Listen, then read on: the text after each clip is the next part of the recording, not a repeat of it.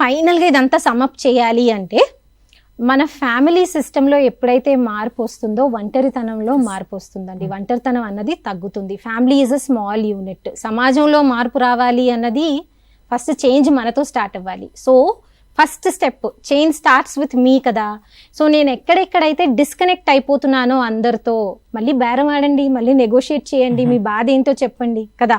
మనం ఇవాళ రేపు ఏది బేరం ఆడకుండా తీసుకోం కదండి. 100 రూపాయలు వస్తువు తక్కువ తీసుకోవాలని ట్రై చేస్తాం. So negotiate with your own family members, try to connect.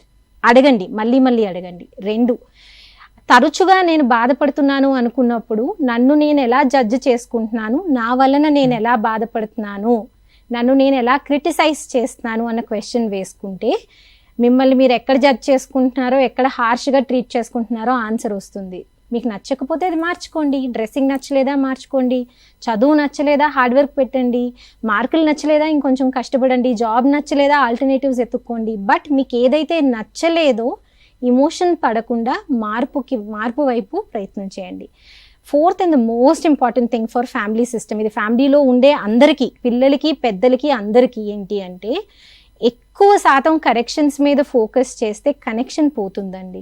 So మీరు కరెక్షన్ చేస్తున్నప్పుడు అవతల వాళ్ళని అత్యవసరం అయితేనే చేయండి, లేకపోతే కనెక్షన్ మీదే ఫోకస్ చేయండి. ఇవాళ రేపు మనం ఉన్న సమాజంలో కనెక్షన్ చాలా అవసరం.